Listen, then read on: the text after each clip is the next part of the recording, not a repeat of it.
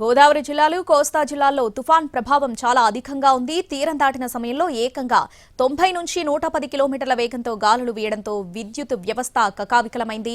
పెద్ద సంఖ్యలో కరెంటు స్తంభాలు విరిగిపడ్డాయి. పలు చోట్ల చెట్లు నేలకూలాయి. ముఖ్యంగా రోడ్లపై భారీ వృక్షాలు విరిగిపడడంతో చాలా చోట్ల ట్రాఫిక్ నిలిచిపోయింది. తీరం దాటిన ముంతా తుఫాన్ వచ్చే 6 గంటల్లో తుఫాన్గా బలహీనపడనుంది. దీని ప్రభావంతో నేడు శ్రీకాకుళం, విజయనగరం, మన్యం, అల్లూరి, విశాఖ, అనకాపల్లి, ఏలూరు, కృష్ణా, ఎన్టీఆర్, గుంటూరు, బాపట్ల, పల్నాడు జిల్లాల్లో అక్కడక్కడ భారీ వర్షాలు కురుస్తున్నాయి. ఇక కాకినాడ, కోనసీమ, తూర్పు గోదావరి, పశ్చిమ గోదావరి, ప్రకాశం, నెల్లూరు, కర్నూలు, నంద్యాల, అనంతపురం జిల్లాల్లో అక్కడక్కడ మోస్తారు నుంచి భారీ వర్షాలు కురిసే పరిస్థితులున్నాయని వాతావరణ శాఖ చెబుతోంది.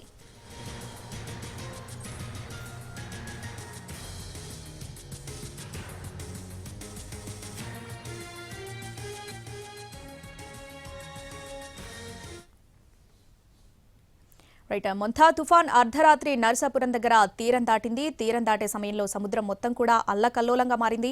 ప్రస్తుతం కాకినాడలో పరిస్థితిని సంబంధించి అప్డేట్స్ అందించడానికి మా ప్రతినిధి వినయ్ సిద్ధంగా ఉన్నారు. వినయ్,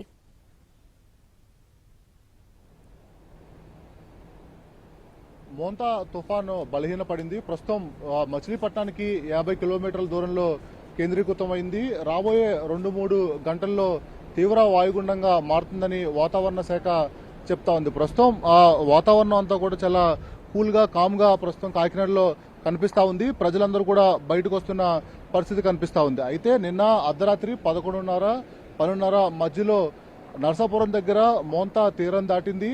ఆ సమయంలో అటు తీర ప్రాంతాల్లో పూర్తిగా సముద్రం అంతా కూడా అల్లకొల్లాలంగా మారిన పరిస్థితి కనిపిస్తోంది. ప్రస్తుతం అయితే రాష్ట్రంలో క్లైమేట్ అన్నది అంతా కూడా ప్రశాంతమైన వాతావరణం కనిపిస్తా ఉంది. కొన్ని చోట్ల భారీ గాలులు మినహాయిస్తే ఎక్కడ కూడా వర్షాలు అయితే పడట్లేదు. ప్రస్తుతం మనం కాకినాడ దగ్గర చూడొచ్చు. కాకినాడ బీచ్ కి మత్స్యకారులతో పాటు ప్రజలందరూ కూడా బయటకు వస్తున్న పరిస్థితి కనిపిస్తా ఉంది. అయితే ఇటు కాకినాడ చుట్టుపక్కల ప్రాంతాల్లో మోంతా ప్రభావం అయితే నిన్నటి వరకు కూడా కనిపించింది. దాంట్లో భాగంగానే ఉప్పాడ భారీగా ఎఫెక్ట్ అయినట్టు కూడా మనకి సమాచారం అందుతా ఉంది. ఉప్పాడ, సూరాడపేట, మాయాపట్నం, అదేవిధంగా అమీనాబాద్, కోనపాపేట గ్రామాలపైన తీవ్ర ప్రభావం చూసినట్టు కూడా మనకి తెలుస్తా ఉంది. సముద్రం లోపల 2 కిలోమీటర్ల నుంచి కెరటాలు ఎగిసి పడుతున్న పరిస్థితి కూడా మనకి కనిపిస్తా ఉంది. ఇప్పటికే గ్రామాలని ఖాళీ చేయించి పునరావాస కేంద్రాలు కూడా అధికారులు తరలించారు. కోతకి గురైన ఇల్లులన్నీ కూడా సముద్ర గర్భంలో కలిసిపోతున్న పరిస్థితి కూడా అక్కడ కనిపిస్తా ఉంది.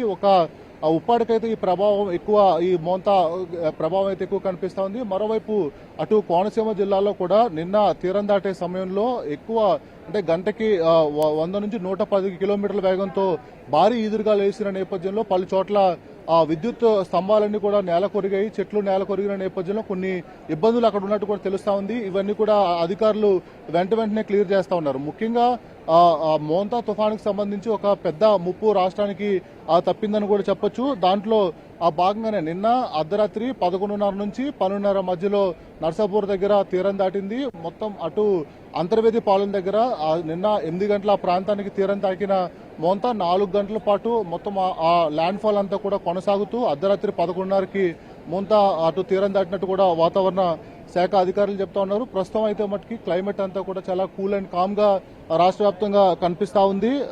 ప్రస్తుతం 50 కిలోమీటర్ల దూరంలో మచిలీపట్నానికి కేంద్రీకృతమైంది. మరో 2 గంటలు, అంటే ఈ తుఫాను ప్రభావం తగ్గుతూ వస్తా ఉంది. 2 గంటల్లో తీవ్ర వాయుగుండంగా మారే అవకాశం ఉందని చెప్పి కూడా వాతావరణ శాఖ అధికారులు చెప్తా ఉన్నారు. అయితే ఈ మోంతా ప్రభావం తగ్గుతున్న నేపథ్యంలో ప్రజలందరూ బయటకు వస్తున్న పరిస్థితి కనిపిస్తా ఉంది. కాకినాడ పరిసర ప్రాంతాలు, ముఖ్యంగా కోనసీమతో పాటు కాకినాడ పరిసర ప్రాంతాలన్నీ కూడా నిన్న అంతా కూడా వర్షాలు కురిసాయి. అదేవిధంగా భారీగా ఈదురుగాలులు వీసాయి. ప్రస్తుతం అయితే క్లైమేట్ అంతా కూడా చాలా నార్మల్ గా పరిస్థితి కనిపిస్తా ఉంది. మోంతా ఎఫెక్ట్ కూడా తగ్గుతూ వస్తా ఉంది. Right Vinay, thanks for the updates. Right, కాకినాడలో ఆది